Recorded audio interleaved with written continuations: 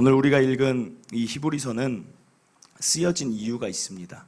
그것은 초대교회라는 이제 막 신앙을 믿기 시작해서 세워진 교회들 가운데 성도들이 신앙을 지키기가 너무 어려운 형편이었어요. 이유는 무엇이냐면 로마의 핍박 때문입니다. 예수님 믿고 예배드리고 교회를 다니면 자꾸 탄압을 하는 거예요. 왜냐하면 그 로마의 황제가 그들에겐 신인데 하나님이라는 신을 섬기고 자기들끼리 모여서 집회를 하는 게 마음에 들지 않는 것입니다. 그래서 그런 자들이 있거든 사회적으로 진출하지 못하게 했고 개인적인 핍박을 하고 옥에 가두기도 하는 것입니다. 경제적으로 나아지질 않는 거예요. 그러니까 어떻게 되겠습니까? 삶이 너무 어렵다 보니까 그래, 신앙에서 예수님을 좀 그만 믿어야겠다. 믿음을 저버리는 자들이 초대교회에 많이 생겨진 거예요. 그러니까 이제 히브리서 기자가 이제 말을 하는 겁니다. 믿음을 지켜라. 아무리 힘들어도 신앙을 버리면 안 된다. 힘을 내라라고 그 목적으로 쓴 게 우리가 읽은 히브리서입니다. 그래서 히브리서에 우리가 잘 알다시피 11장에 뭐가 나오냐면 믿음의 사람들의 이야기를 쭉 기록하고 있어요. 믿음의 사람들의 이야기를 쭉 기록하면서 봐라, 노아가 그 당시에 다들 사람들이 신앙 안 지키고 타락한 시대지만 노아는 신앙을 지켰더니 어떤 일이 일어나느냐? 노아는 구원의 방주에 들어가지 않느냐? 하나님이 그렇게 의의 상속자를 만들고 아브라함이 믿음을 지켰더니 우상 숭배하는 문화에 빠지지 않고 믿음을 지켰더니 결국은 믿음의 자녀인 이삭도 주고 하나님이 그 자를 통해 새로운 일들을 이루는 것처럼 믿음을 지켰을 때는 그에 합당한 정말 좋은 축복들이 있고 믿음의 일들이 있으니까 너희가 믿음의 사람들을 생각하면서 지금의 신앙을 견뎌라 라고 말하기 위해 11장에 그게 쓰여진 겁니다.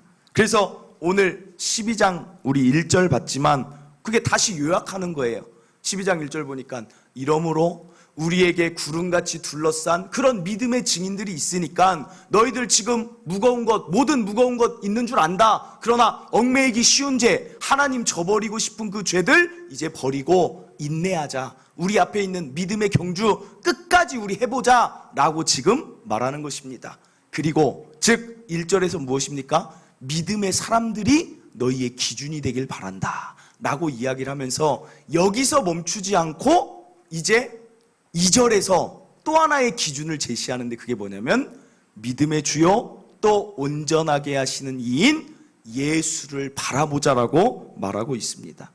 신앙생활에서 가장 중요한 게 무엇이냐면 우리의 모든 상황 가운데 예수님을 생각하는 거예요. 예수님을 바라보는 거예요. 히브리서 기자는 3장 1절에서도 이렇게 말해요. 그러므로 함께 하늘의 부르심을 받은 거룩한 그 형제들아, 우리가 믿는 도리의 사도이시며 대제사장이신 예수를 깊이 생각해라.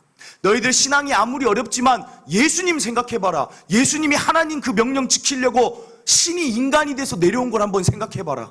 그분이 당하신 십자가의 고난 생각하면 너희들이 지금 당하는 고난은 어떠하냐? 이런 맥락으로 이제는 1절에선 믿음의 사람이 기준이었다면 이제는 한 단계 더 위에 올라가서 우리 신앙생활은 예수님을 기준 삼아서 해야 된다라는 말을 하고 있습니다.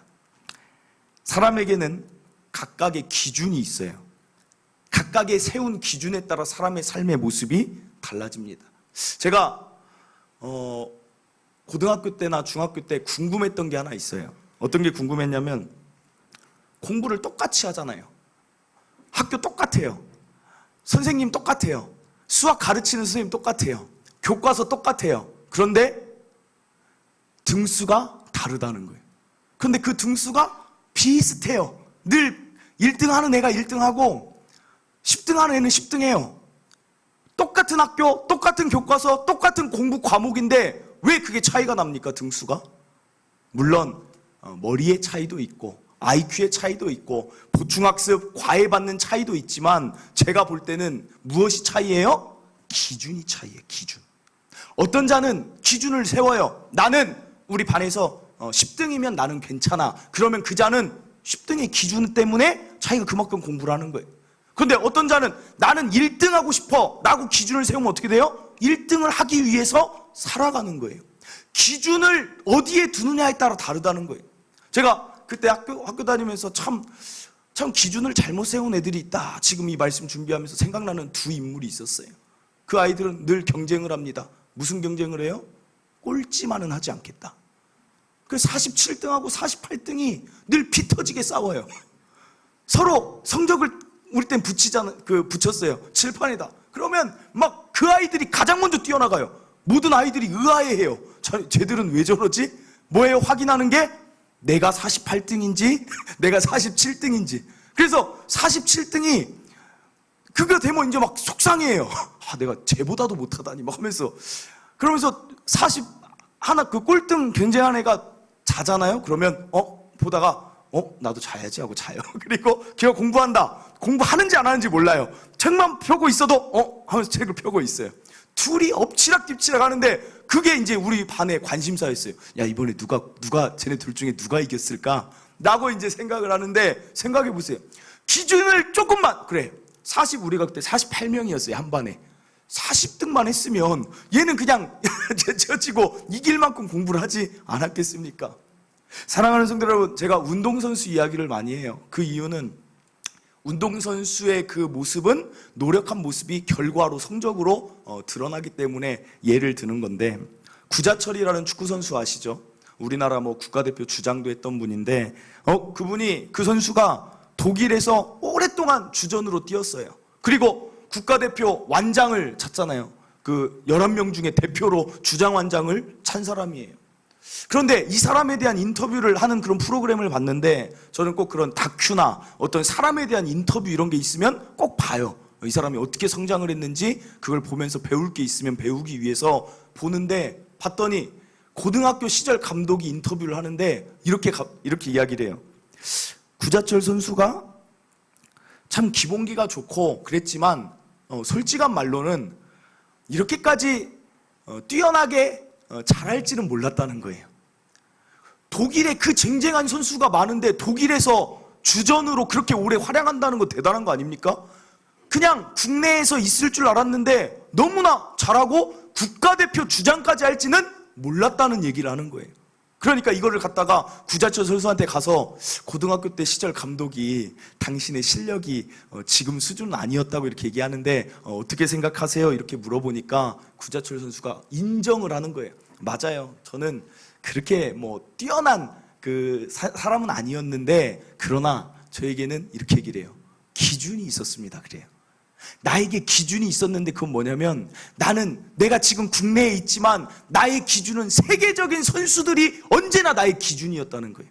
그 사람들의 그 테크닉, 그 사람들의 그 열정, 그 사람들의 그 슛을 차는 그런 모습들이 내 기준이었기 때문에 나는 이 기준 때문에, 다른 사람들은 힘들어서 시합 끝나고 나면 다 돌아가지만 나는 그 기준 때문에 나는 남아서 연습을 하더니 결국은 그걸 알아보게 되고 결국은 내가 여기까지 오게 됐습니다 라고 말을 하는 거예요.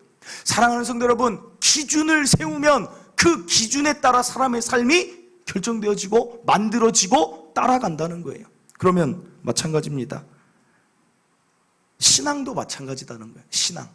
신앙도 왜 어떤 사람은 신앙이 좋다, 어떤 사람은 신앙이 성장하는데 어떤 사람은 신앙이 그대로다, 어디서 차이를 볼 수 있겠습니까? 신앙의 기준을 어디에 두고 있느냐에 따라서 우리의 신앙의 모습에 차이가 난다는 거예요. 히브리서 기자가 말하는 거예요.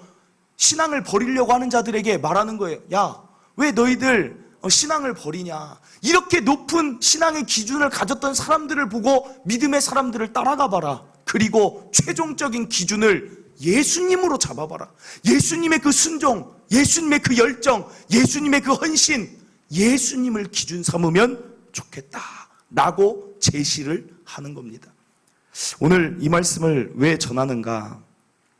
때로는 우리가 그리스도인이라는 이름으로, 기독교인이라는 이름으로 살아가는데 여러 가지 상황과 여러 가지 사람들을 만나다 보면 이런 생각이 들 때가 있어요. 어떤 생각입니까? 내가 어디까지 해야 될까? 관계로 예를 들자면 이런 생각을 스스로 할 수 있어요. 내가 어디까지 사람을 용서해야 될까? 내가 어디까지 사람에 대하여 참아야 할까? 세상은 기준이 있어요. 보편적인 기준이 뭐예요?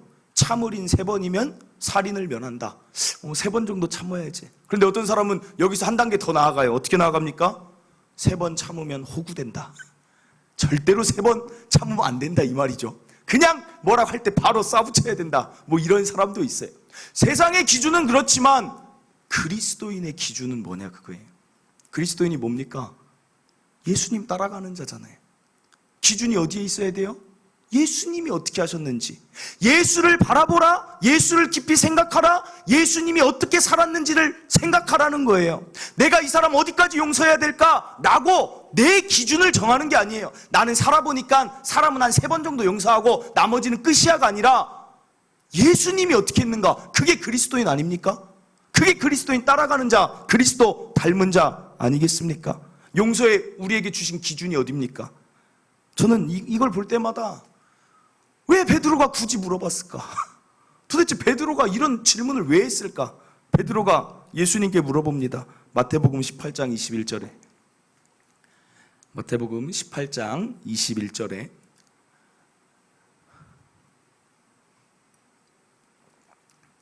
시프트하고 F5 찾아가지고 시프트하고 F5 21절 앞에 한 절. 그때 베드로가 나와 이르되 주여 예수님께 물어봐요. 왜 이걸 왜 물어봤는지를 모르겠어요. 형제가 내게 죄를 범하면 몇 번이나 용서하여 주리이까? 자기 나름대로는 많이 쳤어요. 7번 정도 하면 되겠죠 예수님? 그랬더니 예수님이 여러분 각오하고 들으세요. 이렇게 말씀하십니다. 22절 예수께서 이르시되 내게 이르노니 7번뿐 아니라 7번을 70번까지라도 할지라. 몇 번이에요 그러면? 490번을 용서해 주래요. 490번을. 참 어렵죠. 베드로가 왜 물어봤는지를 모르겠어. 용서의 기준이 나의 기준이 아니라 예수님 사실 490번이라는 거는 7이 완전수예요. 70은 더 완전수예요. 한마디로 완전히 용서해 주라는 거예요. 그게 우리의 기준이 되어야 된다는 거예요. 이웃에 대해 여러분 어디까지 참으십니까? 이 세상이 갈수록 날카로워져서 화가 나는 세상 아닙니까? 갈수록 사람들이 서로 너무 삭막해져요. 저도 굉장히 집에 갈 때마다 스트레스 받는 게 하나 있는데 이걸 스트레스를 이거 어떻게 할까? 어떻게 내가 이웃에 대해 참아야 될까? 저희 집에 가면 엘리베이터를 딱 문이 열리자마자 뭐가 있냐면 그 이웃집이 꼭 쓰레기를 거기다 놔요. 그 자기 집 대문 앞에다. 오늘 분리수거하는 날이어서 그걸 버리려고 놓는 게 아니라 그냥 평상시에 쓰레기를 대문 앞에서 분리수거를 해요. 그런데 바로바로 하면 모르는데 막 박스가 막 쌓여요. 막 박스 다 내놓고 쓰레기 하니까 어떨 때는 막 가정집인데 20리터 쓰레기에 막 있으면 야 내가 집에 가면서 엘리베이터 앞에서 이런 남의 집 쓰레기를 먼저 보는 게 참 그 굉장히 기분이 안 좋더라고요. 그래서 야 이거 기본 매너인데 이걸 말을 해야 돼 말아야 돼. 그 막 마음이 드는 거예요. 어디까지 내가 이런 걸 참아야 되나. 그러다 때로는 박스가 막 앞에 막 또 쌓여 있어요. 그러면 어떨 때는 기가 차서 제가 핸드폰으로 사진을 찍어요. 야 이거 세상에 이런 일이 제보해야지. 막 혼자 이거 제보할 거야 막. 그러고 또 다시 들어가요. 제가 만약에 목사가 아니었다면 어떻게 됐을까 할 정도로 막 그걸 쌓아요. 근데 때로는 이제 또 그런 마음이 들어요. 새벽 예배 갔다 와서 기도하고 나면 제가 와이프한테 말했어요. 이거 우리가 버려주자. 우리가 보기 싫으니까 거기다 이렇게 눌러서 얘기해서 그냥 우리가 분리수거 해준다고 하자. 이웃이니까. 이렇게 생각할 정도로 그게 막 쌓여 있는 거예요. 어디까지 참아야 됩니까? 그런데 이때도 우리는 기준을 내가 정하는 게 아니라 이때 생각할 게 뭐예요? 예수님이라면 어떻게 하셨을까? 예수님이 오늘 그 쓰레기 많은데 그 사람 있으면 예수님이 거기 가서 싸웠겠어요? 예수님이 싸웠겠습니까? 이 생각을 하는 게 그리스도인이라는 거예요. 예수님이 이렇게 말합니다. 이것도 각오하고 들으세요. 마태복음 5장 39절 나는 너희에게 이르노니 악한 자를 대적하지 말라. 누구든지 내 오른편 뺨을 치거든 왼편도 돌려대며 또 너를 고발하여 속옷을 가지고자 하는 자에게 겉옷까지도 가지게 하며 또 누구든지 너로 억지로 오리를 가게 하거든 그 사람과 심리를 동행하고 내게 구하는 자에게 주며 내게 꾸고자 하는 자에게 거절하지 말라. 또 내 이웃을 사랑하고 내 원수를 미워하라 하였다는 것을 너희가 들었으나 나는 너희에게 이르노니 너희 원수를 사랑하며 너희를 박해하는 자를 위하여 기도하라. 예수님은 이 말씀을 하시고 실제 그렇게 사셨어요. 군인들이 십자가상에 있는데 희롱하고 채찍질하고 때리고 창으로 찌르는데 예수님이 그들을 바라보시고 이렇게 말씀하십니다. 이에 예수께서 이르시되 아버지 저들을 사하여 주옵소서. 정말 기도합니다. 박해하는 그들을 위해, 원수 같은 그들을 위해 자기들이 하는 것을 알지 못함이니이다라고 기도한다는 거예요. 참 대단하지 않습니까? 예수님 생각하면 나에게 있었던 그 미움이, 참 예수님이 이렇게 하셨는데 나 예수님 닮아가는 건데, 그러면 그 미움이, 사람을 대하는 태도가 달라질 수밖에 없다는 거예요. 여러분, 여러분의 성품을 어디까지 개발하고 싶습니까? 예수님을 바라보는 것입니다. 예수님이 말씀하십니다. 나는 마음이 온유하고 겸손하니 내게 배우라. 내가 어디까지 교회에 헌신하고 내가 어디까지 교회에서 자원하여 교회를 세우는 일을 해야 됩니까? 어디까지 해야 돼요? 여기서도 예수님 생각하는 거예요. 교회를 세우기 위해 자신의 모든 것을 다 바쳐 신이 인간이 될 정도로 열정적이었던 예수님 생각하면 기준이 거기에 있는 거예요. 기도도 마찬가지예요. 나 기도 많이 했어가 아니라 예수님 어떻게 기도했지를 바라보는 거예요. 땀이 핏방울 되도록 기도했던 그 예수님을 생각하면 나의 기도는 한없이 부족해서, 그래 예수님이 이렇게 하셨는데, 기도가 필요하지 않는 분도 이렇게 기도하셨는데라고 내가 나를 돌이키게 되는 거예요. 여러분 물어봅니다. 여러분 물질 어디까지 벌고 싶습니까? 각자의 기준이 다 있어요. 저는 예전에 물질의 기준이 고등학교, 대학교 때 저도 마찬가지예요. 돈을 얼마나 벌고 싶었는지. 제 최종 목표가 뭔지 아십니까? 저는 정말 친구들이 다 알아요. 저는 늘 말하는 게 있었어요. 나는 섬을 살 거야. 그래서 김태훈 랜드를 만들 거야. 그래서 거기다 에버랜드 같이도 하고 호랑이도 수입해서 내 애완견으로 호랑이도 키우고 목줄 해가지고 끌고 다니고, 저는 돈을 너무 많이 벌어서 내 세상을 만들고 싶을 만큼 그게 있었어요. 여러분 어떤 목표가 있습니까? 이 정도 집은 있어야 되고, 이 정도 차는 있어야 되고, 현금 보유액이 이 정도는 돼야 되고 라고 물질에 있어서 나의 기준을 내세우지만, 우리는 그리스도인이라면 또 어디서 찾아야 돼요? 예수님의 기준으로 가야 된다. 예수님의 물질과는 어땠을까를 살펴보니까 마가복음 10장 21절에 이래요. 예수께서 그를 보시고, 여기서 그는 누구냐면 돈 많은 부자였어요. 그 자에게 이렇게 말합니다. 내게 사랑하사 말씀하세요. 사랑하사. 그 돈 많은 부자를 사랑했기 때문에 얘기했다는 거예요. 내가 아직도 한 가지 부족한 것이 있으니 가서 내게 있는 것을 다 팔아 가난한 자들에게 주라. 그리하면 하늘에서 보화가 내게 있으리라. 그리고 와서 나를 따르라. 이 말을 듣고 이 부자가 어떻게 했을 것 같아요? 근심하더니 돌아갑니다. 주는 것이 예수님의 물질관이었던 거예요. 주는 것이 예수님의 기준이었어요. 돈의 사용에 있어서. 왜요? 줄 때, 여러분 이거는 정말 알아야 돼요. 제가 정말 설명드리고 싶은 거는, 예수님의 기준으로 산다면 예수님이 말씀하신 대로 살면 돼요.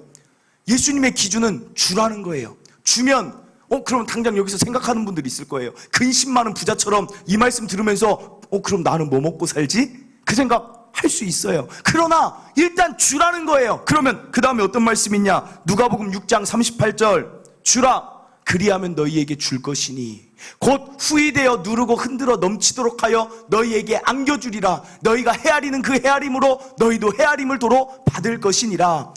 주면 하나님이 더 줄 수 있는 삶으로 하나님이 채워주신다는 거예요. 그런데 많은 사람들이 어떻게 생각해요? 하나님 나 채워주시면 내가 줄게요. 반대로 물질관을 생각하고 있어요. 다른 거는 다 하나님 따라가겠어요? 예수님 따라가겠어요? 말하면서 물질에 있어서는 사람들이 기준, 그래서 아까 네가 한 가지 부족한 게 있는데 그게 무엇이냐면 너는 물질에 대한 기준이 나랑 다르다는 거예요. 야 줘봐라, 한번 줘봐라. 그러면 들풀도 먹이고 일용할 양식 주고 공중의 새도 입히는 내가 너 하나 책임지지 않겠냐? 하나님 뜻 가운데 물질 쓰는 너를 내가 그냥 놔두겠냐? 이게 예수님의 기준이자 말씀이라는 거예요. 줘보세요. 주면 하나님이 저 말씀이 약속이라니까요. 주면 하나님이 채워주신다는 거예요. 그런데 성도들이 반대로 해요. 하나님 채워주시면 줄게요. 그러니까 예수님하고 이게 안 맞는 거예요. 사랑하는 성도 여러분, 예수님이 또 왜 그것을 주라고 말합니까? 주다 보면, 구제하다 보면 더 줄 수 있다 보면 아까 말한 대로 하늘의 보화까지도 있다는 거예요. 우리는 잠시 사는 이 세상에서 내 것을 아무리 채우면, 예수님의 관점은 영원한 나라, 하나님 나라에 있기 때문에 야, 이 땅에서 아무리 가지고 채워도 그거 다 사라지는데 하늘 보화 갖는 것에 너희가 더 관심을 가져야지. 왜 영원한 나라에 있는 상급은 준비를 안 하고 왜 여기 현재에 있는 것만 생각을 하느냐라는 게 바로 예수님의 가르침이라는 거예요. 예수님을 깊이 생각하라는 거, 예수님이 기준대라는 거예요. 사랑하는 성도 여러분, 물질과는 이거라는 거 꼭 아시길 바랍니다. 비전, 각자 원하는 삶의 기준과 비전이 있어요. 나는 이렇게 살 거야, 이런 모습으로 살 거야, 이런 일을 하며 살 거야지만 이것도 예수님이 기준돼야 돼요. 예수님이 어떻게 사셨습니까? 누가복음 4장 43절, 예수께서 이르시되 내가 다른 동네들에서도 하나님의 나라 복음을 전하여야 하리니 나는 이 일을 위해 보내심을 받았노라. 예수님의 생각은 오직 하나였어요.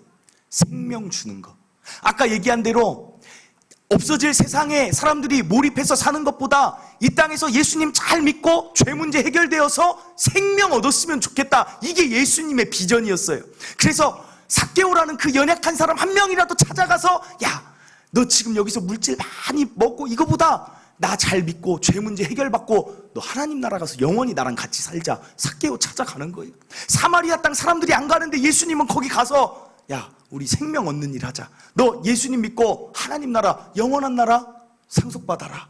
이게 예수님의 일이었다는 거예요. 그러면서 예수님이 말씀하십니다. 사람이 만일 온 천하를 얻고도 자기 목숨을 잃으면 무엇이 유익하리요?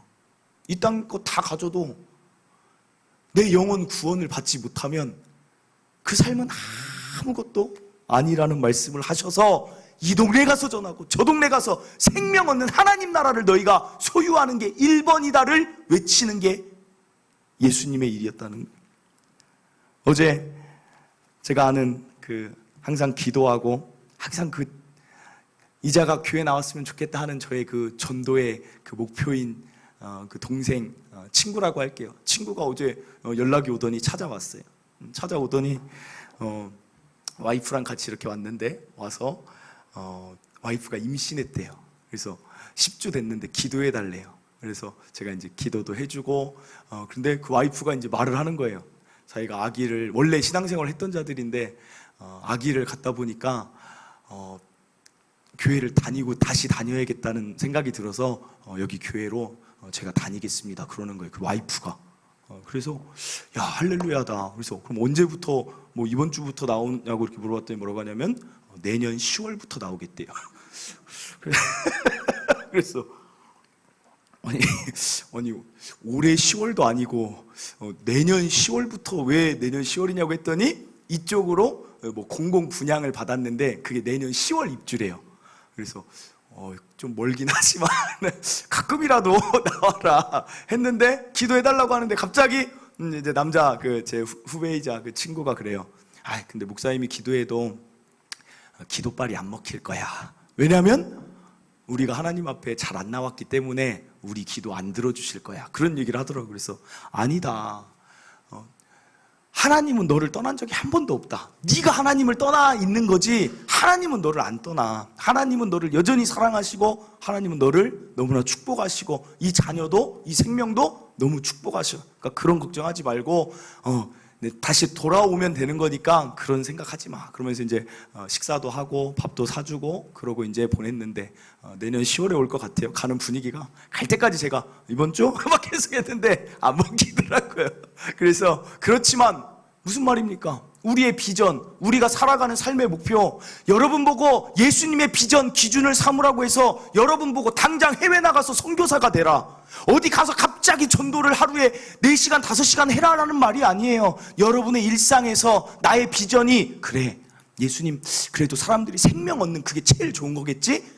예수님 전해봐야지 라는 생각을 가지고 사는 게 바로 예수님의 비전으로 사는 자라는 거예요. 가끔씩 들려옵니다. 제가 이 주변을 한 번씩 이렇게 돌 때가 있어요. 이왕이면 저는 이 주변을 이용하려고 해요. 왜냐하면 그래야 이게 관계로 전도가 될 수 있으니까. 근데 어떤 데를 딱 가면 참 감사해요. 동단초청교회 목사님이시죠? 예. 아유, 성도들이 여기 왔다 갔는데 저보고 교회 나오라고 막 하더라고요. 제가 그 말을 들을 때 그렇구나. 그냥 그거예요. 예수님도 이 동네 가서도 전하고, 여기에서 열매가 있을지 없을지 모르지만 이 동네 가서 한번 예수님 믿으세요 한번 전하는 것이고, 여기 가서 또 만나는 사람에게 혹시 교회 다니세요? 예수님 믿으면 너무 좋던데 예수님 믿어보세요. 그 삶을 살아가면 여러분이 예수님 기준에 먼저 그 나라와 그 의를 구하는 자들이라는 사실입니다. 여러분, 그렇게 살자는 거예요. 예수님이 하셨던 것처럼. 바울이 기준이 어디예요? 예수님이었어요. 왜 바울은 그렇게 고생하면서 살고, 왜 우리는 어떻게 보면 바울과 비교하면 우리는 너무나도 좀 쉽게 신앙생활 하는 것 같고, 바울은 복음을 위해 그렇게 고생하는데 어디가 차이가 나요? 바울의 기준이 뭐였냐면 예수님처럼 사는 게 바울의 기준이었어요. 나 예수님 닮고 싶어. 하나부터 열까지 전도하는 모습, 성품, 용서, 모든 것이 나는 예수님 닮고 싶어 라고 기준을 세우니까, 아까 구자철 선수가 세계적인 축구 선수가 자신의 기준이었던 것처럼 영적인 세계 최고의 수준인 예수님을 자기의 기준으로 삼으니까 바울이 그렇게 사라지는 거예요. 바울이 말합니다. 고린도전서 11장 1절, 내가 그리스도를 본받는 자가 된 것 같이 이미 본받고 있는 나는 그렇게 살고 싶어. 나 예수님 닮고 싶어라는 고백을 하는 거예요. 너희도 나를 본받는 자가 되라. 이거는 바울이 많이 잘 살았기 때문에 자랑하는 게 아니에요. 이런 거예요. 제가 예전에도 설명했지만 예수님이 이미 하나님께 최고의 신앙의 기준으로 살아가고 있는 그 모습, 좋은 성품으로 사람들을 대하는 모습을 바울은 너무나 사모해서 나도 예수님처럼 되고 싶어요 따라가고 있어요. 그러니 이제 너희도 내 뒤를 따라와서 나를 본받는 자 되어서 우리 같이 예수님 따라가 보자, 이 말을 하는 것입니다. 사랑하는 성도 여러분, 여러분의 기준은 어디에 두고 신앙생활 하십니까? 여러분이 아까 말한 대로 용서의 기준은 어디까지 여러분은 용서하십니까? 어디까지 여러분은 품어주십니까? 여러분의 성품이 어디까지 가고 싶습니까? 여러분의 물질의 기준, 여러분의 섬김의 기준, 여러분은 지금 어디에 기준을 삼아서 가고 있습니까? 저는 그것이 예수님이길 바랍니다. 그게 그리스도인 아니겠습니까? 우리 영상을 하나 보겠는데, 이 영상은 고 오카는 목사님, 사랑의 교회 목사님인데, 이분의 그 삶이 다큐멘터리로 돌아가시고 나서 제작이 되었는데, 이거 혹시 보신 적 있으세요? 제자 오카눔? 벌써 2편까지 나왔는데, 여러분 부부끼리 이번 주에 꼭 한번 보세요. 가족끼리 한번 보세요. 저는 이분을 참 존경하는 이유 중에 하나가, 큰 교회여서 존경하는 게 아니고, 제자 훈련을 잘해서 존경하는 게 아니고, 그냥 이분의 삶의 기준이 저렇게 살았구나, 나도 저렇게 살고 싶다 라는 이 삶의 기준을 얘기합니다. 우리 잠깐 함께 보겠습니다.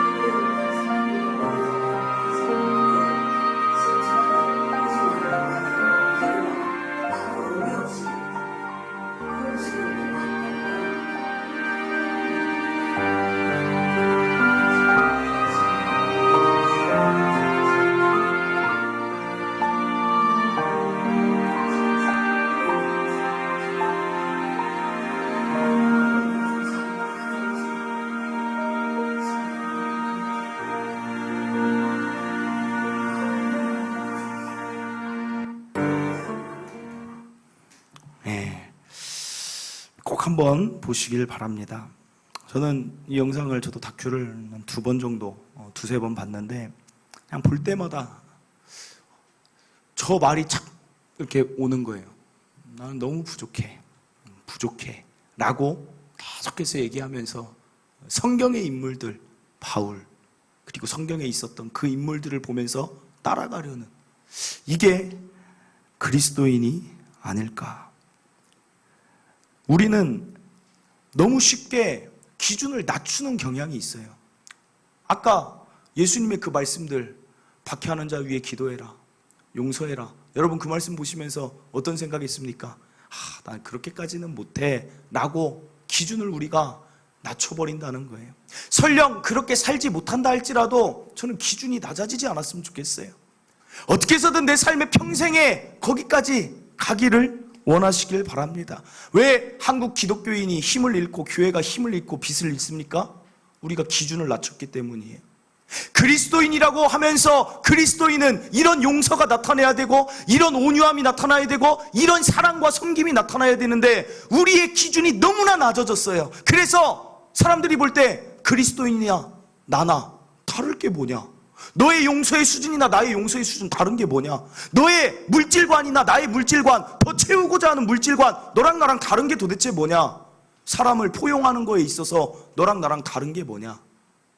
그래서 기독교의 매력을 못 느끼는 게 아닐까요? 사랑하는 성도 여러분, 저는 저의 비전이 있다면 예수님 닮은 것입니다. 지금 제 삶에 아직은 예수님과 같은 용서가 제 안에 많이 있지 않음을 압니다. 헌신에 있어서도 아직 많이 부족함을 저는 너무 잘 알고 있어요. 바울에 비할 수도 없지만 저는 이 기준을 낮추고 싶진 않아요. 나의 평생 기준이 전 예수님 닮고 싶어요. 예수님 향기가 나타냈으면 좋겠고, 나의 1년 지나고 났을 때 사람들이 나에게서 정말 예수님의 모습이 나타난다. 10년이 지나고 20년이 지났을 때 정말 우리 목사님 예수님과 같은 그런 좋은 향기가 난다 라는 목사가 되는 게 저의 개인적인 목표이고, 우리 성도들도 마찬가지예요.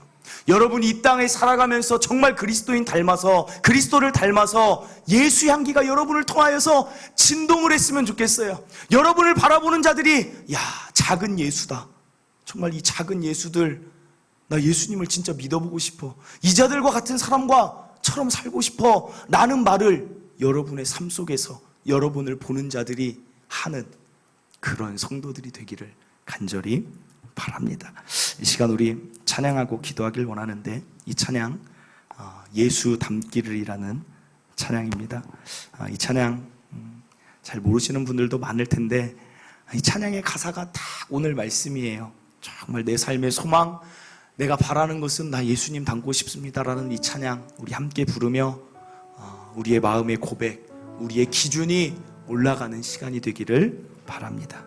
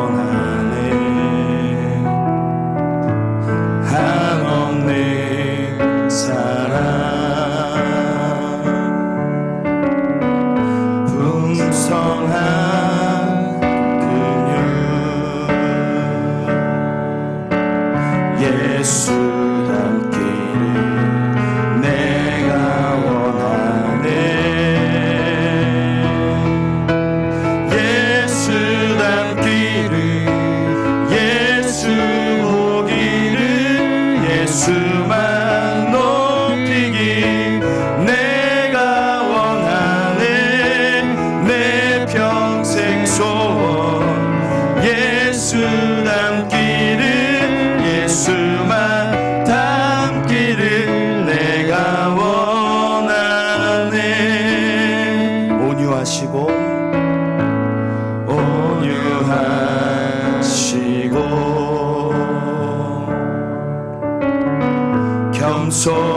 하신 성품 예수 닮기를 내가 원하네. 자비하시고